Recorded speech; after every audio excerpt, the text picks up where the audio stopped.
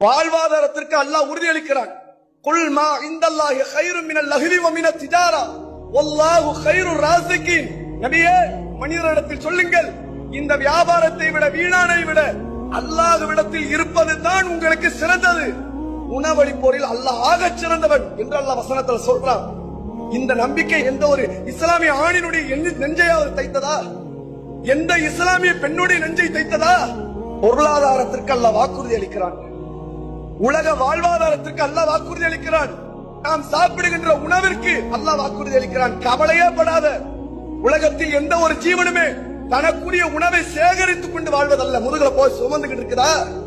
எந்த கழுதையாவது தான் சாப்பாடு நாளைக்கு வேணும் முதுகுல சுமக்குதா? எந்த குரங்காவது நாளைக்கு தேவை 10 பழத்தை எடுத்து தூக்கிட்டு ஓடுதா? அன்றைக்கு உண்டான உணவை மட்டும்தான் அது தேடும். மறுநாள் உணவை அல்லாஹ் பொறுப்பேற்றிருக்கிறான். யாருக்கும் எந்த கவலையும் இல்லை. இப்படித்தான் உலகத்தை நான் அமைத்திருக்கிறேன். என்னை நம்புங்கள், உங்களுக்கு உணவளிக்கிறேன் என்கிறான் அல்லாஹ்.